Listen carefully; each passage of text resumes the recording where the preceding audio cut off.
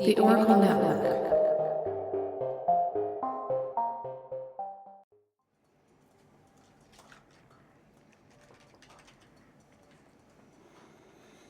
Hello. Hey guys, Do I welcome. sound off? I can't hear Shauna. Damn it. What the What is this? Why did that happen again? You guys sound great still. Yep, I can hear myself. You know why? Loud It's and clear. 'cause my computer ran updates a couple nights ago, and I'm just sure it uninstalled or did something stupid to my audio test, drivers. Nah, I'm not even starting to fix I it. know. Okay, sorry. I'll let you know. Still just making sure it's not working. Like I'm underwater. Okay, hardware inputs. No, maybe, So, yes, no. That's outputs.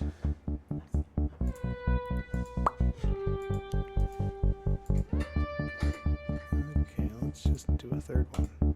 How about now? Oh, it's out. Wait until you have water in your Test. hey, she Hello, I'm alive. surfaced. Ayo.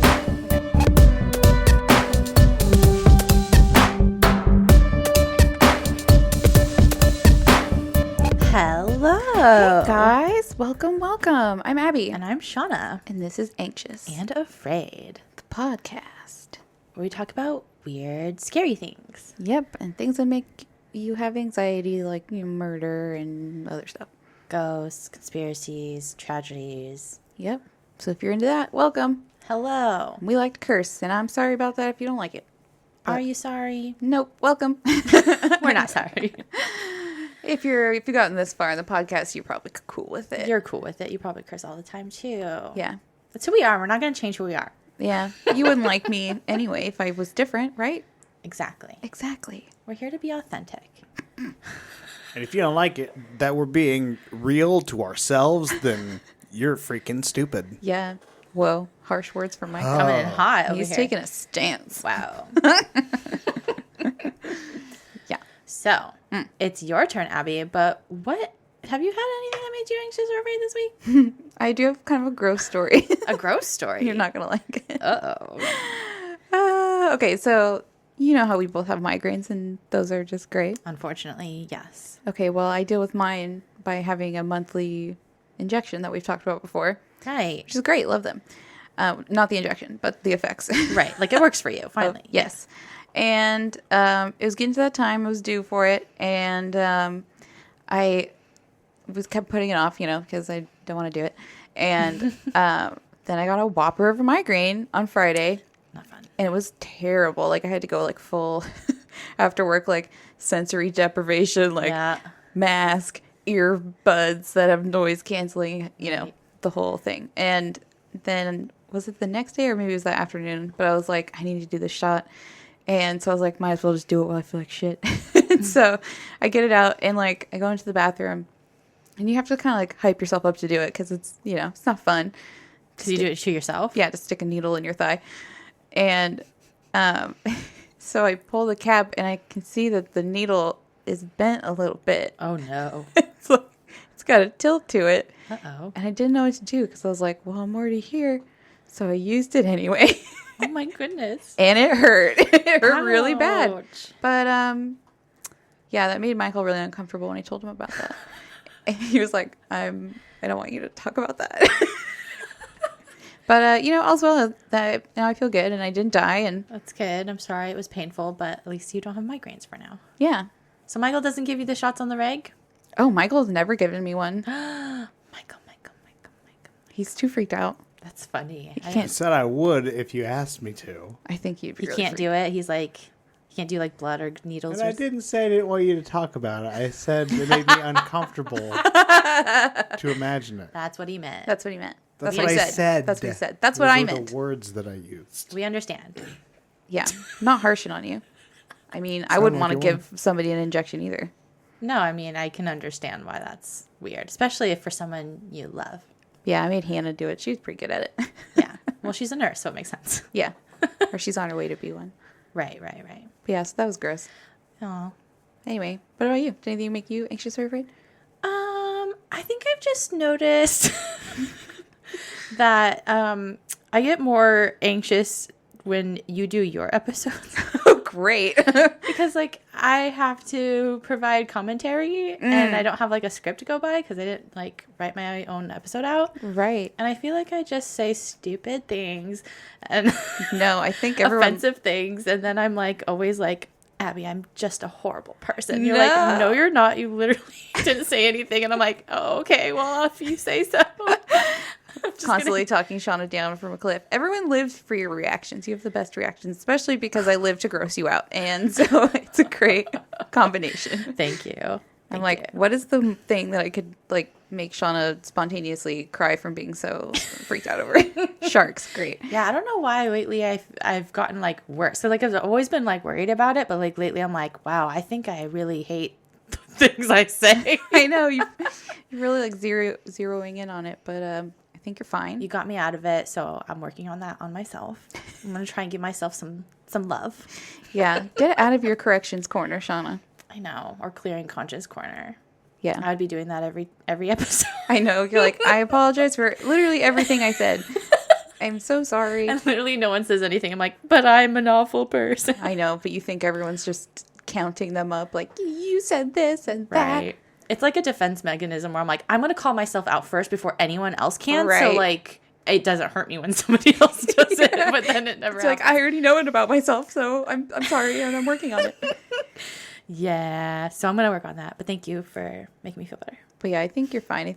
I mean, doing a podcast is terrifying because people say dumb stuff all the time, but you don't have to, like, live with it being on the internet forever, usually. Yeah, I said this is literally in the world for all of, like, rest of humanity. So that's a pretty load on your shoulders. And, like, sometimes, like, we're just hanging out. It's just us three in this room, so it's like I can say dumber shit, like, thinking it's just us, but I'm like, oh, this is recorded out to the world. Yeah, and I might have offended someone, and I don't want to do that. I don't want to do that. I don't mean to do that. Here I am apologizing. We're sorry for everything. If we've ever offended you, we didn't mean to. Right. Sorry. I'm not sure for what, but I'm sure there was things I said. I'll stop it. Okay, so story time, right? Yeah, I don't think we have, we don't have anything else. Let's do it. Okay. All right. So, All right. okay. Are you ready? So you know me. I love a delicious mystery. A delicious mystery. A delicious mystery. And this week, I have brought you a tasty case. Did we do 2 mysteries in a row? Yeah. Look at us. Ooh. How mysterious we are. Ooh. Okay, so this tale combines a few of my favorite things. History. Love. Duh. A creepy lighthouse. Oh. Oh? Yes. And the terrifying power of Mother Nature. Oh, yes. Okay. Shauna's horny for Mother Nature. I don't know why. Like, it's my jam when Mother Nature goes hard. It's so scary because there's no controlling it. I know. And she's just very, she does what she wants. You have no choice. Okay. So today I will be covering the mysterious disappearance of the Eilean Mor lighthouse keepers. Interesting. Okay. Have you heard of this one? I might have. I think I might have almost put this on my list, but then I skimmed over it. It's very chilling. I'm so glad you're doing it if I think it's the one I'm thinking of. Yeah, it's one that's fascinated me for a long time. Like, I think it's been on my list for a while. Just because, like, the eerie, creepy details. Yes. I'm so excited you're doing this. Okay. Okay. And tell me at any point if you get confused, because I feel like there's so many names and days, and I really, on this one, for some reason, struggled with the notes. So if anything doesn't make sense, just call me out and I'll try and explain it. I'll try. Okay. So before we dive into the creepy story of the lighthouse keepers, let me give you a little background on the lighthouse and the big rock it was built on. The lighthouse we will be speaking about in a moment was built on the Flannan Isles, also known as the Seven Hunters, which is a way cooler name.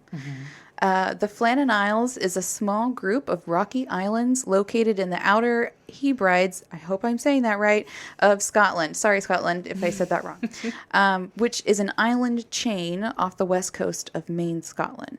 So basically you've got Maine, Scotland, the big chunk, whose west coast is flanked by a decent-sized set of chunks called the Western Isles.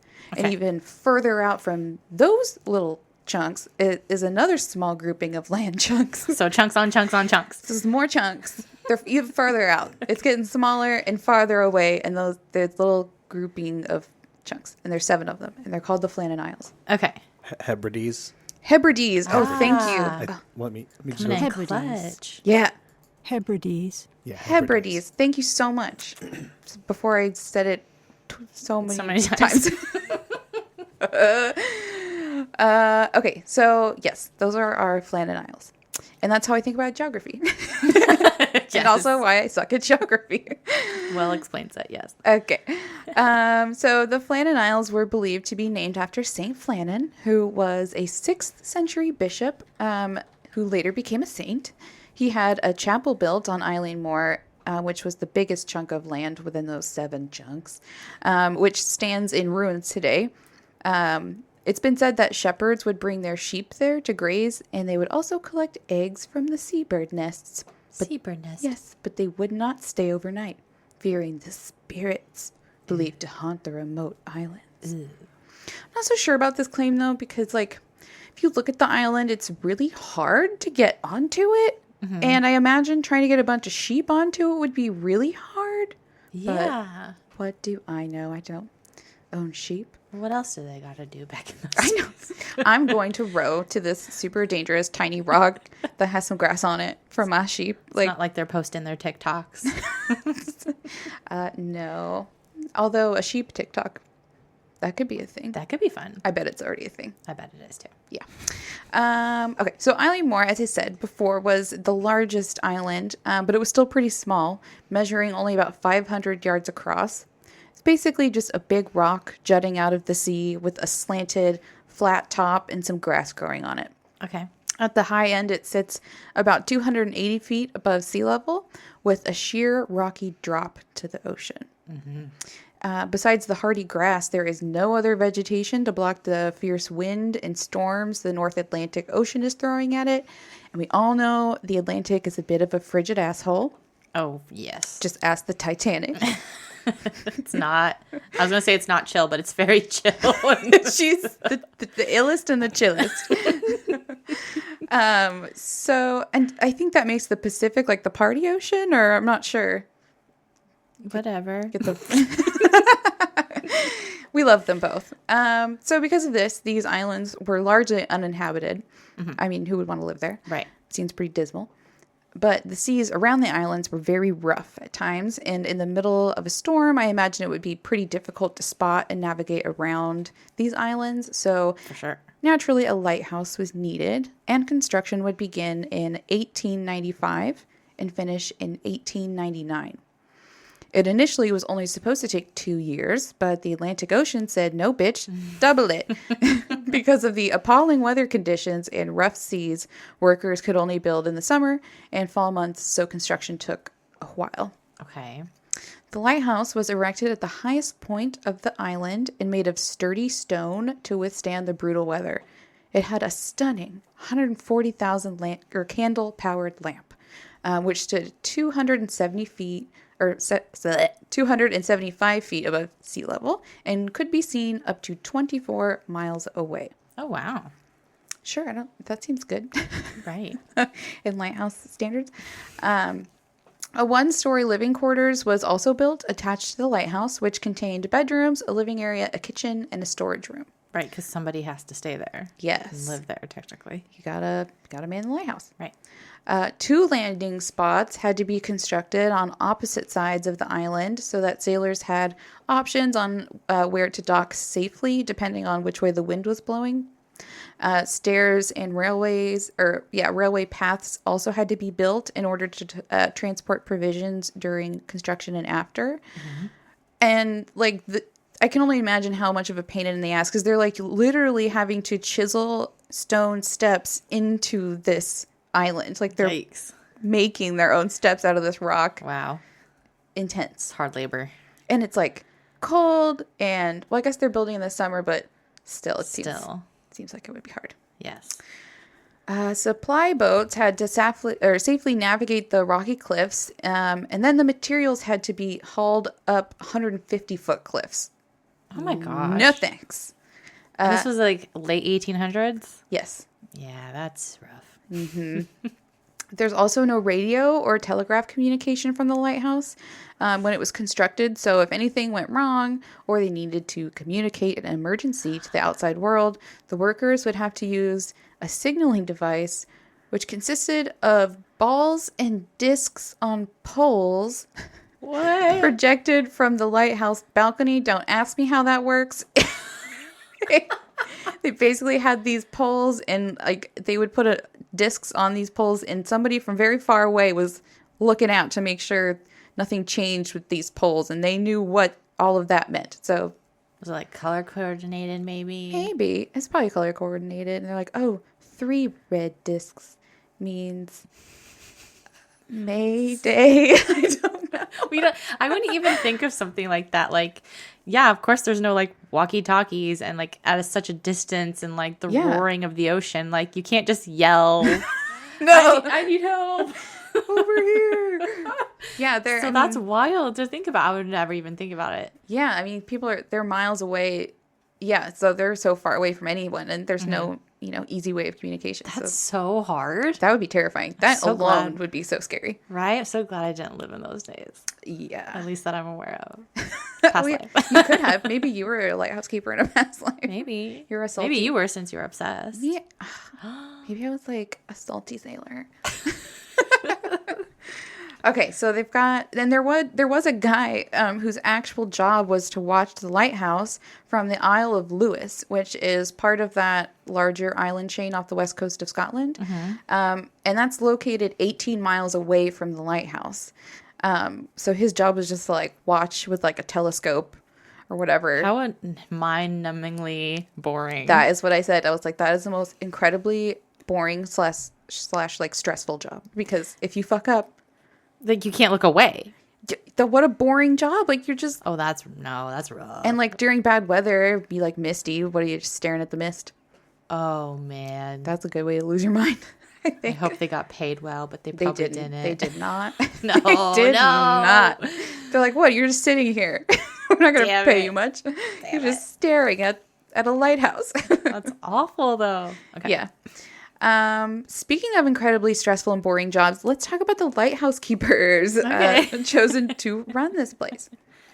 4 experienced men who were all employed by the Northern Lighthouse Board were chosen for this low-paying, grueling, and stressful job. They would be tasked with keeping the lens clean and lamp lit above all else, but there were several components to their job, as well as general housekeeping and cooking. They all had to do their part. Sure.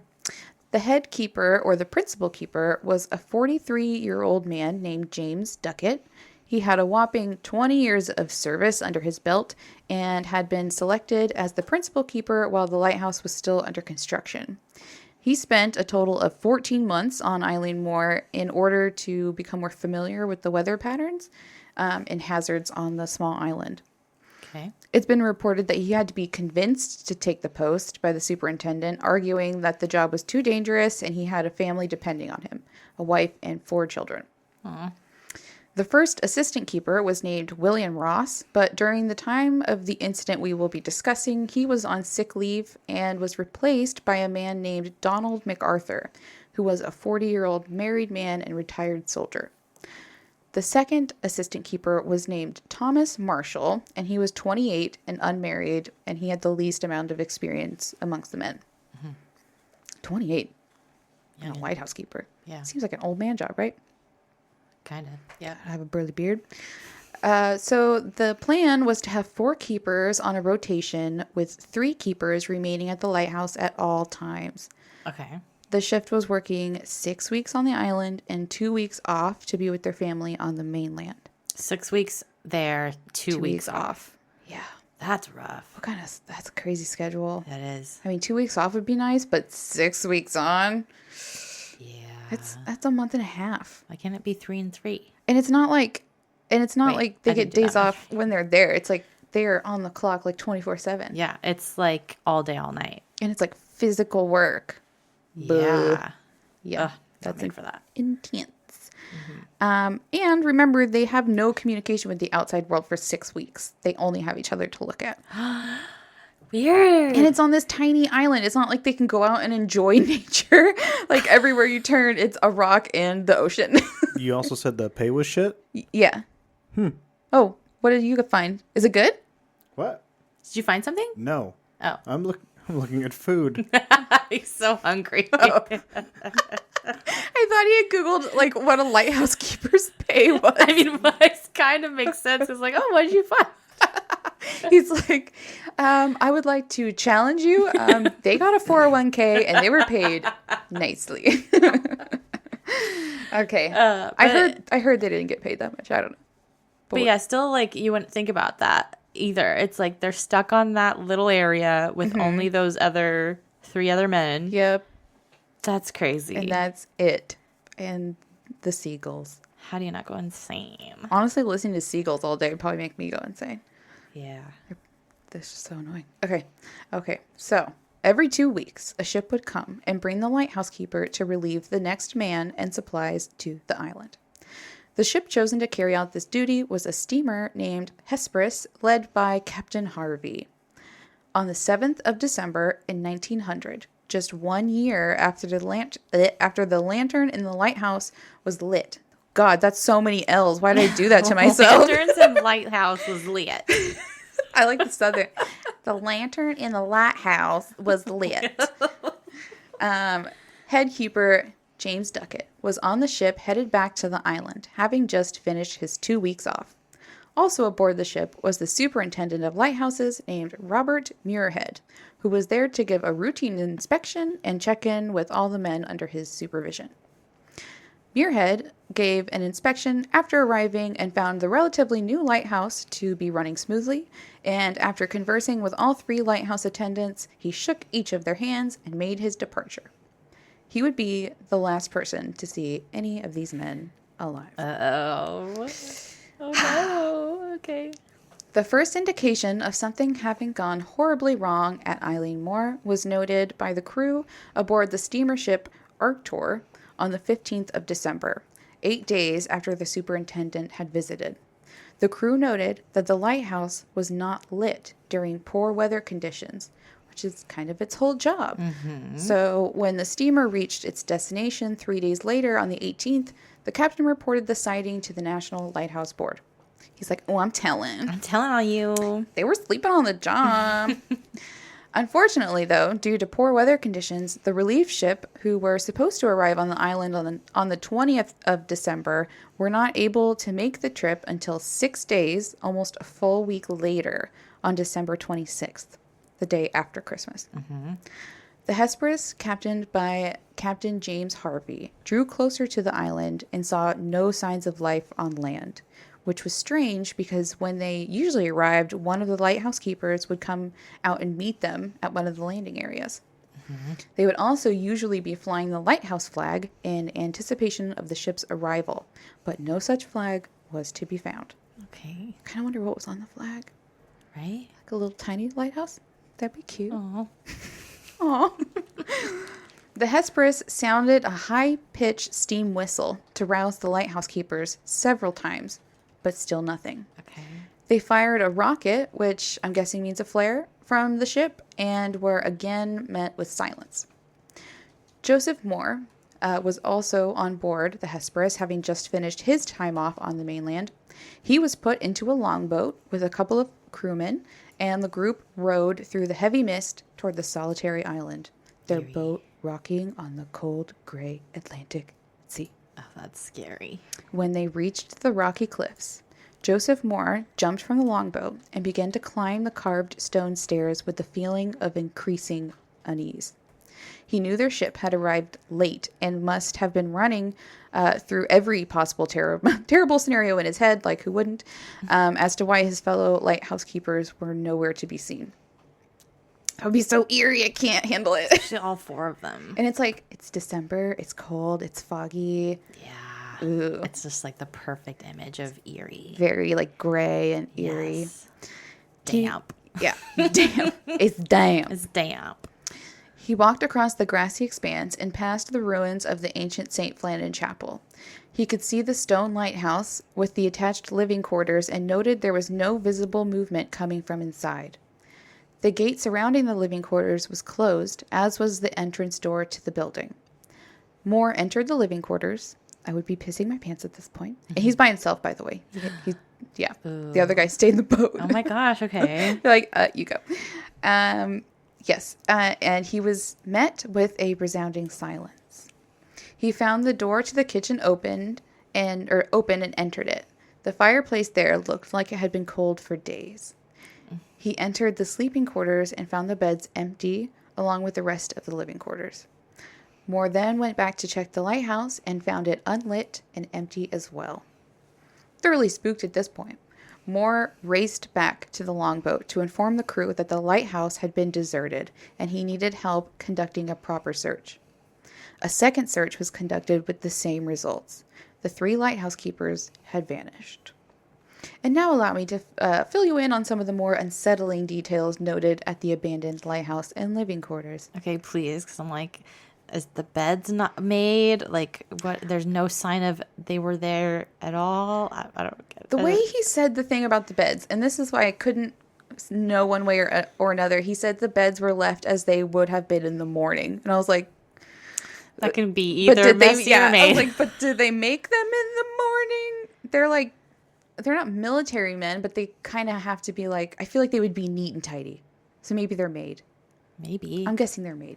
I don't know. I'm one of those that really don't make the bed. I didn't until I met Michael. Now I make the bed because he makes the bed. Of course, Virgo there. But I'm a Virgo, and I'm like, I'm going to go back in it. So I know that was my thinking. I'm like, why would I? I'm just going to. I mean, I straighten out the blanket, but I'm not like decorative pillows and tight no, sheets. We don't do that or anything. I do tighten the sheets. I'm a crazy person about tight sheets.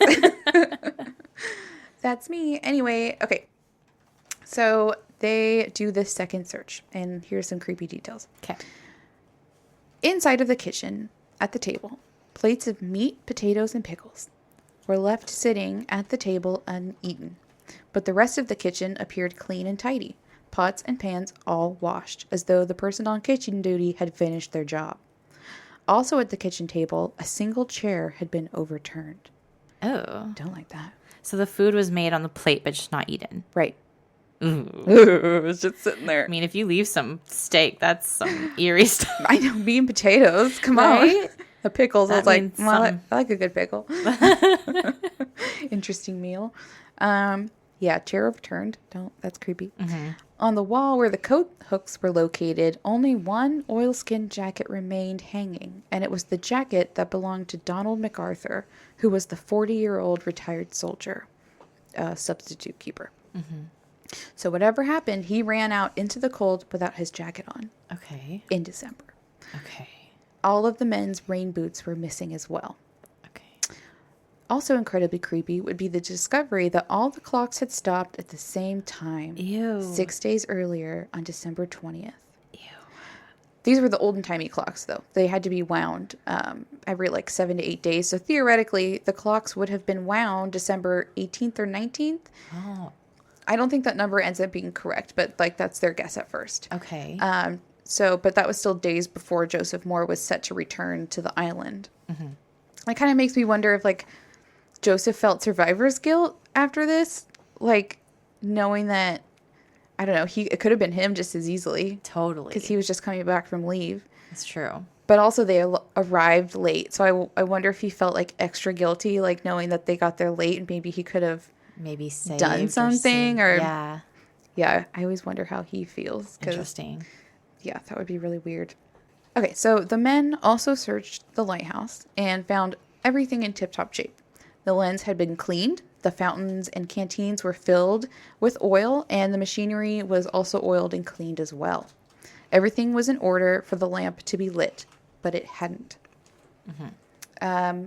And this is I had to actually look this up, and I felt like an idiot, but I was like, because this is back in the day where they actually had to light it or because it was fire, it wasn't bulbs, operate it. Yeah, because before, well, now it's all automated, but they would actually have to turn it off every day, clean everything, and then because I was like, does it go all day? I don't even know, when does the lighthouse turn on?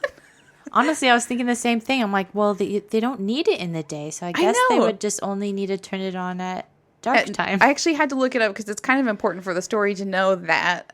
Yeah. If you don't know anything about lighthouses, because I was like, Well, if you're in really poor weather conditions during the day, it can be dark, so you might need a lighthouse.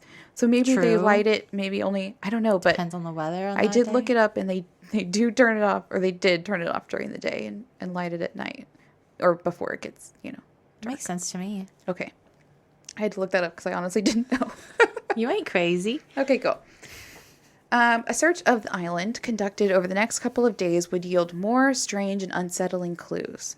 But first, Captain Harvey sent a telegram to the mainland on the 26th of December reporting the accident at Eilean Mor, which began with, "A dreadful accident has happened at the Flannans. The 3 keepers, Ducat, Marshall, and they called him the Occasional." The occasional. Ouch. That is They call him harsh. the Occasional, which is so like savage and kind of funny. I don't think they meant it in a savage way. Maybe they just didn't have his name, but if you were like a substitute and they called me the Occasional, I think I'd be upset. Okay. Ducat, Marshall, and the Occasional have disappeared from the island. On our arrival there this afternoon, there was no sign of life to be seen on the island. The message continued with what they had found on the island and explained that they had left Joseph Moore and a couple more sailors at the Eilean Mor Island to keep the lighthouse running. But before we continue with the investigation, let's just take a quick break. Okay.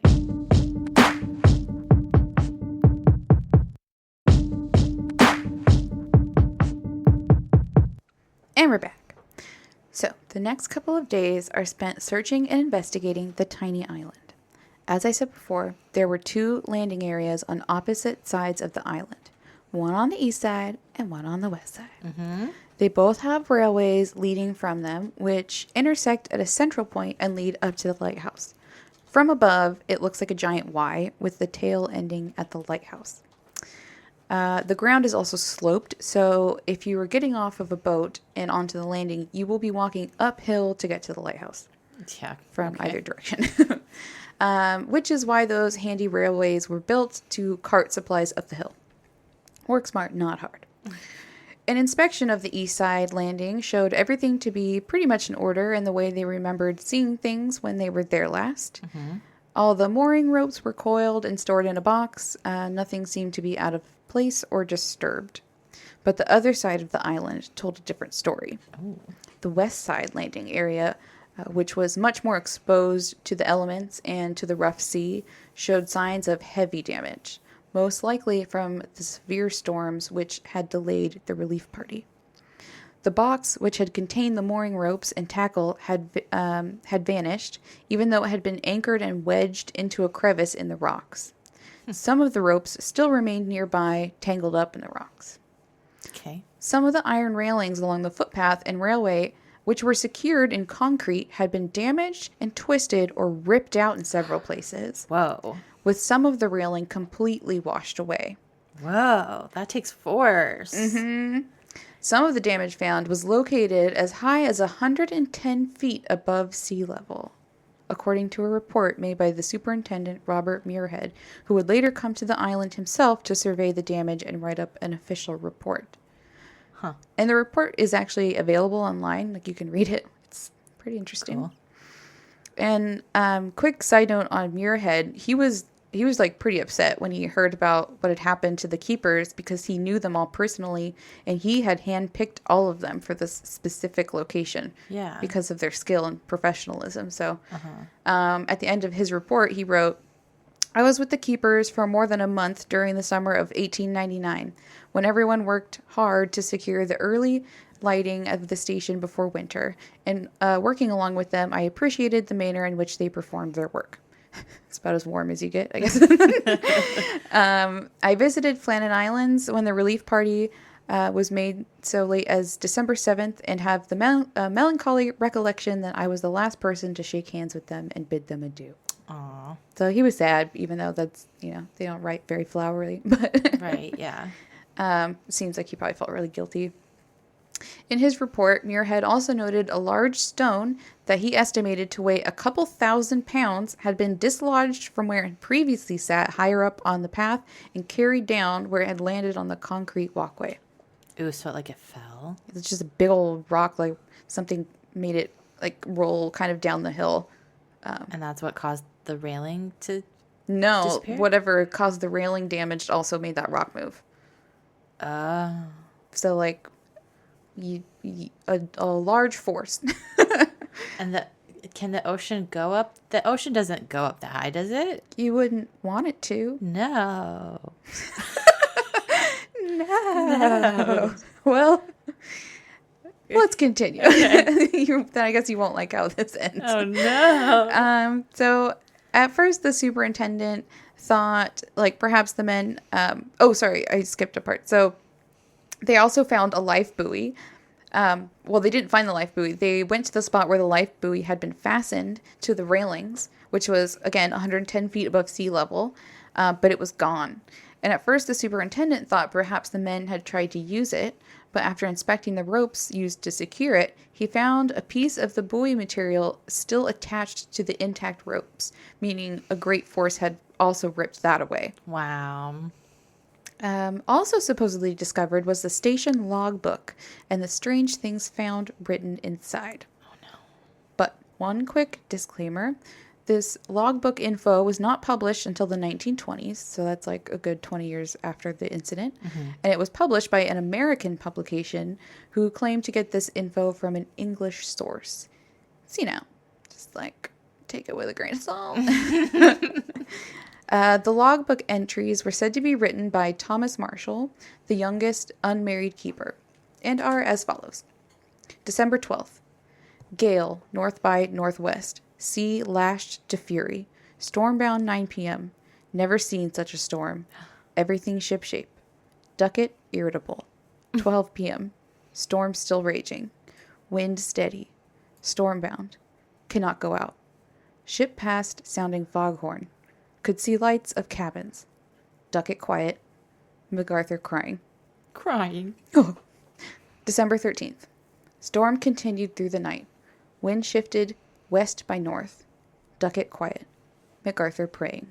Oh my god. 12. At noon. Gray daylight. Me, Ducket, and MacArthur prayed. December 15th. 1 p.m. Storm ended. Sea calm. God is over all. And that's it. Oh. That's the last entry. Oh my gosh. Okay. Creepy, right? Yeah, very creepy. So I feel like the imagination can really run wild with these entries. And to be honest, I'm kind of leaning towards these being a hoax by a thirsty newspaper with no morals. And here's why. Marshall was the youngest keeper, and the logbook would generally be kept by the most senior keeper, who is Ducket. Okay. Logbooks are also not diaries. They are not for recording your thoughts and feelings. They are for recording the weather, dates, and times, and other boring stuff.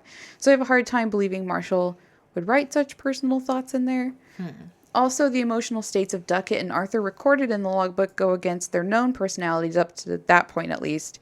MacArthur was actually said to be a rather gruff individual who was known to pick bar fights, and definitely not the crying sort from those who knew him. Neither he or Ducket scared easily with the amount of experience they had under their belts, so these logbook entries are a little hard for me to believe, which is a shame because I have seen them used in a lot of other like publications and podcasts. It makes the story like extra creepy. Of course it does. Yeah, which I'm sure is why the thirsty newspaper made them up in the first place. Sure. I mean, it happens. Yeah, but if it was real, like, ooh. Also eerie. Yeah. Ducket. But what if they, what if there was a crazy storm and they, knew they were going to die somehow? I mean. When you cry? Wouldn't you cry? I feel like those entries really set a scene. Like they. Yeah. And because they were written 20 years after, I feel like it was trying to fill in the holes of like what happened to these guys. So like, Probably. let's make some dramatic like entries because we think this is what happened. So like, I don't know. I feel like it kind of sets the scene for like maybe a mental break or like, paranoia or like, maybe a murder. I was going that direction in my head. Like, they got like sick of each other, and cabin fever. One of them had a temper and probably like killed one. MacArthur was supposed to be the fighter. Like that's definitely one of the theories is, like you're stuck in this little tiny living space. Your relief party is late. Like the weather's terrible. You think you might die on this little tiny rock. Like maybe they just broke. Snapped. Yeah. Yeah, and that's why they're not allowed to stay there for longer than 6 weeks at a time. Still too long. It's still a long time. But, yeah, and I didn't write about it, but there are cases of other lighthouse keepers, like, kind of snapping. Yeah. So it's not unheard of. Right. Okay, so the last entry he had written was on the morning of December 15th at 9 a.m. And that was in the logbook. They also found a slate where you'd use chalk and you'd write out notations on it in chalk. So they would normally do the notations on this slate, and then at the end of the day, they would record all of these notations into the logbook. Okay. So they found this slate, and the last recorded entry in there was on the 15th of December. Okay. Okay, so at this point, a few days after the disappearance, the superintendent, Robert Muirhead, had conducted his official investigation and landed on the date December 15th for the day the lighthouse keepers went missing. Weighing all the evidence, it does make the most sense. The steamer ship from the beginning of the story who passed by the lighthouse at night was there on the 15th, and they didn't see a light. Right. Okay. Yeah, so that really supports his theory. And so from this, Muirhead concluded that the men disappeared on the afternoon of December 15th before sunset. Yep. Because they had already done their chores in preparation for lighting the lamp. Right. And everything was ready to go, but it was never lit. Makes sense. Yeah, so they had to have disappeared before sundown. Also, the uneaten dinner on the table suggests the men were interrupted before they could eat. And the fact that they left the lighthouse together suggests it must have been light out, because there was a strict rule that someone had to be manning the lighthouse at all times when it was lit. So they weren't all three allowed to go out anywhere together. Right. Okay. Okay, so Robert has us convinced they disappeared on the 15th of December in the afternoon. I'm convinced. Right, but why? Why? I don't know. Why, Robert? Tell me. And how? Okay, so let me tell you some of the fun theories before I get into the most likely reason. Okay. Duckett, Marshall, and MacArthur got swooped up and carried away by giant birds. Giant birds. Why not? Dinosaur-sized birds. Just plucked them, carried them away. Never to be seen again. Terrifying, but also funny. Yeah. They were abducted by aliens. Love it. Getting Always. more likely every day. Fairies turn the keepers into giant birds, which is a little switcheroo there. Oh, that's a twist. Yes, First of all, there's fairies, but then they were turned into the birds instead of being Carried away by taken. birds. Wow. And, Scottish fairies are scary and creepy. They're not like Disney fairies. That is true. If you heard any, that's a fun cryptid episode someday. That is someday. I With thought different about kinds it. of fairies. Yeah. Let's see. What's another one? They were abducted by a passing ship. I don't really think that's fun or likely.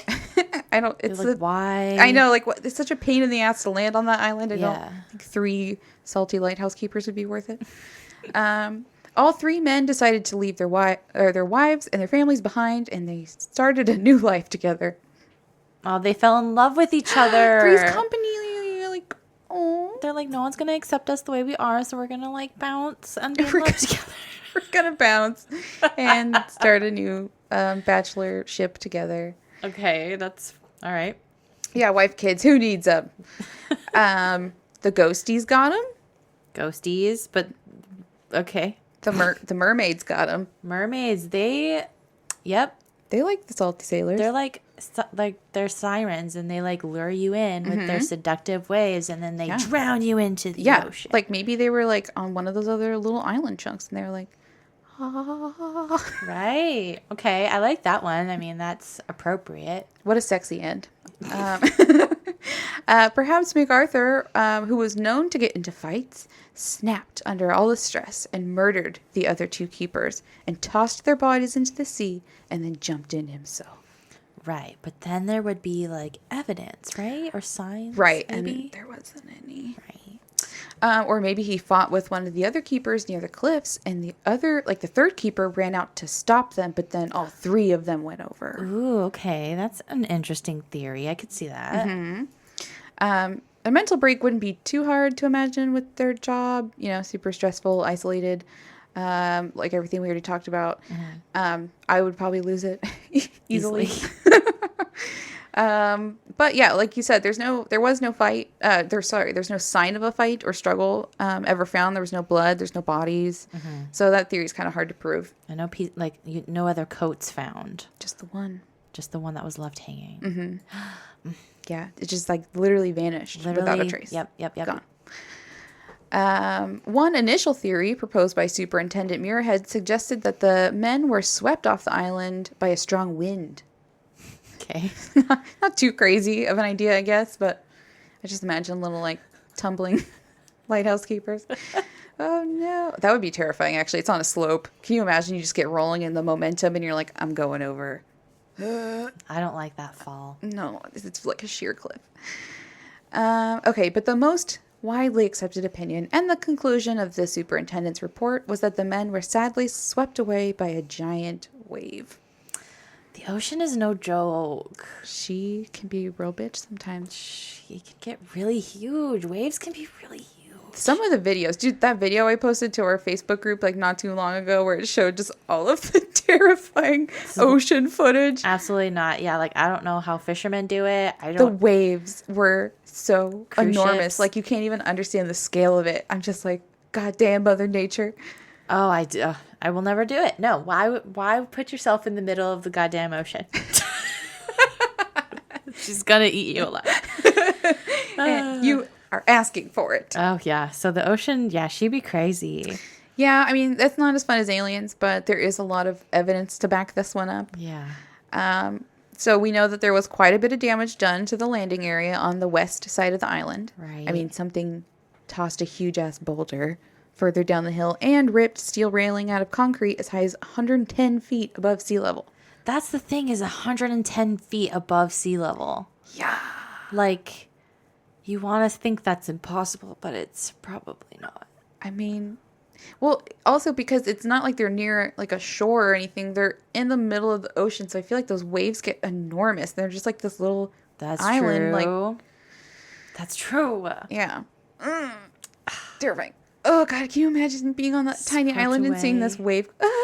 It's like a tidal wave nightmare. Yeah. No, I don't like tidal wave nightmares. No. And just knowing of this little tiny speck in the middle of the ocean, like on this little tiny speck of land. And it happens in a matter of seconds. There's no running. There's no, like, thinking or holding on to anything. No, just the power of it would just, yeah. I mean, wonder if it's it would knock you ripping out. railing out of concrete. I hope it knocks you out and then you just, like, die instead of, like, suffering a little bit.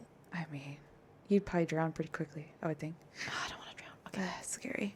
Okay, so later studies from a lighthouse keeper named Walter Aldebert, who worked at Eilean Mor in the 1950s, would show that enormous waves could overtake parts of the island, and spray could reach all the way up to the lamp house, which is 300 feet above sea level. Whoa. He took several photos to show the intensity of the waves hitting the island and was once almost washed off the cliff himself in the process. Not okay. Walter! Oh my gosh. Stop it, Walter. It's not worth it. In his opinion, because the men may have been relatively new to this post, they did not understand the danger of the waves and were overtaken by them.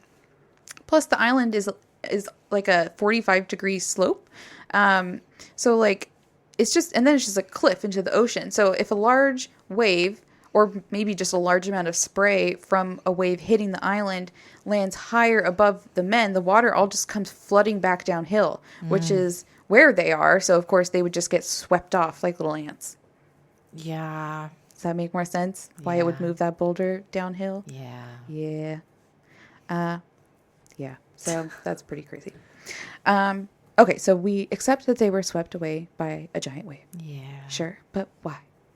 Why were all of these men out in crappy weather together in a dangerous area? At the same time, too, if they kind of know that they shouldn't be together. Right. Also, the plates on the food on the plates. Right. So they're not idiots. Like, they must have feared and respected the ocean with a profession like theirs. So we can't imagine that they would have all, like, frivolously skipped off into the grassy slope and make daisy chains until they were swept away. Like, there must have been a very important reason why they all went out, right? Especially if the chair was knocked over, it seemed like... In haste. Yeah, like they got up real fast in a panicky way. Like, yeah, I can't eat this potato at present. At present. I must away. Okay. Yes. So here's one proposed theory, because unfortunately we will never truly know. Right. The 3 keepers all did their duties to prepare for the coming evening. One of the keepers, presumably MacArthur, was on cook duty that day and made the meals and cleaned the kitchen. The other 2 men, Duckett and Marshall, put their oilskin coats and boots on and headed outside into the worsening weather to check on the gear down at the landing site while MacArthur cooked. The reason for why they would have done this was actually proposed by one of the Duckett's surviving children later in life. Miss Duckett claimed that the lighthouse keepers had been fined 5 shillings after their last landing equipment on the west side had been damaged in a bad storm 6 months prior to the men's disappearance.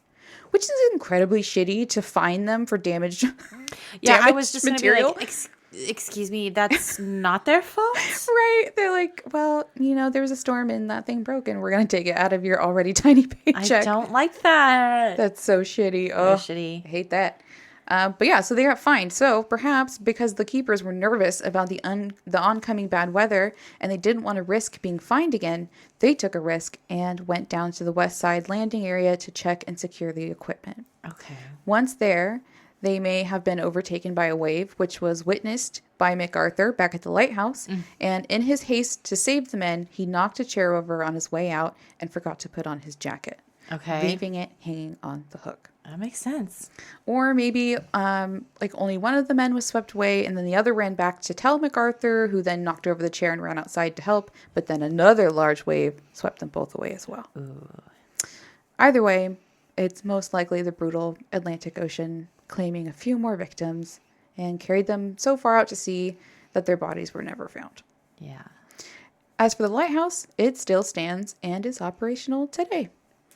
Although they now have switched over to the modern automated system, and a keeper is no longer stationed there. Thank goodness. And that's all I have for you. Thank you so much. You're so welcome. That is crazy. I'm terrified of the ocean. Yeah, I was obsessing over the pictures. I was looking at this little island from all the angles, just trying to see how a wave would hit or where the water would fall. And I was like, yeah, I could see it. I could see a giant wave hitting this, and then just you would have no choice. They're you would just get swept off. Yep. It makes sense. It's terrifying. That is terrifying. I feel bad for their families too. It had just been Christmas and Right? Awful. And the lighthouse was just built for a year. Yeah, and it then had this happened. only been there for a year. Oh my god. Yeah, there was this writing. The superintendent was Moore, the guy, Thomas Moore, I think was his name, the guy who came with the relief party. They're he's really nervous about staying here. We might have to find him a replacement. He's not into this job anymore. Can't blame him. No, I can't blame him either. But yeah, so finally did that story. That was a good one. Thank you. I'm glad you did it. Yay! Hope you guys all liked it. And sorry if any of that was confusing. Yeah, I think you did a good job. I followed pretty well. Okay, good. Well, do we have, let's see, City of the Week? Yeah, let's do it.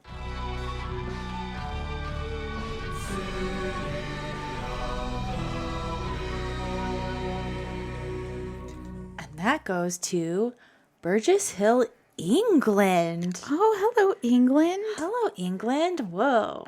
Hi, we're over in Europe, kind of Scotland, so hey. I guess that's kind of true. Oh my gosh, thank you for listening.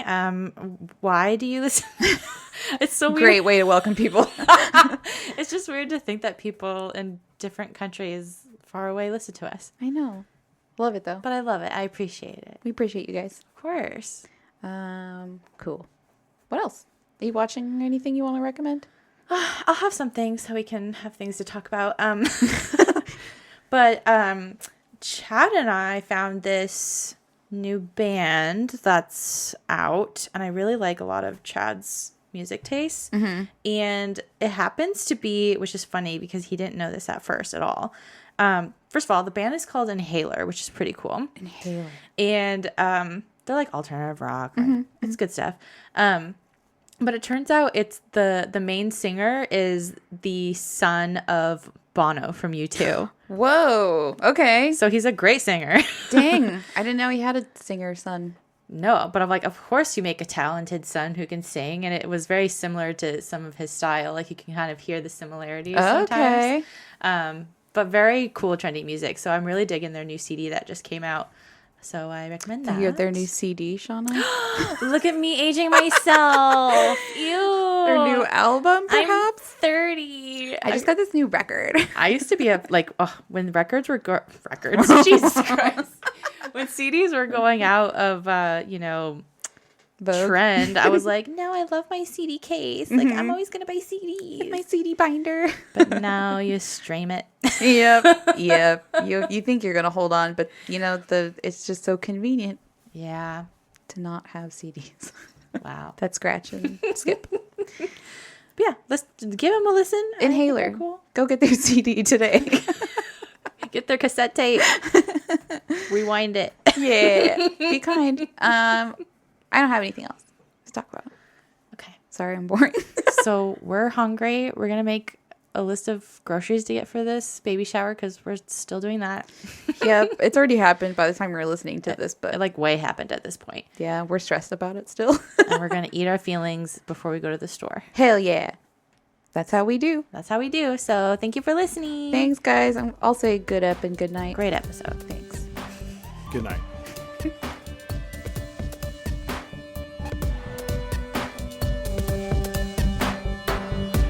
Okay, I got my info from wikipedia.com, nlb.org.uk, historic-uk.com, lighthousemuseum.org.uk, an essay titled The Vanishing Lighthousemen of Eilean Mor by Mike Dash, a podcast called Unexplained Mysteries. Our music is by Broke for Free and Matt Edwards, and we are edited by Michael.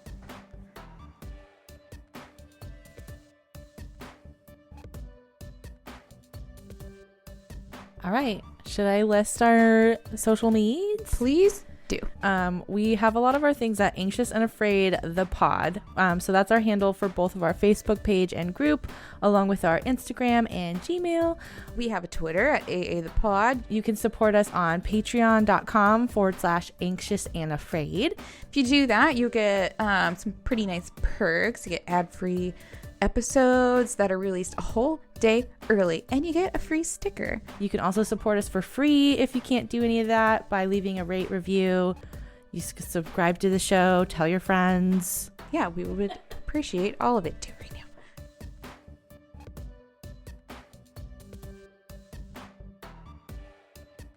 Anxious and Afraid is partnered with the Oracle Network.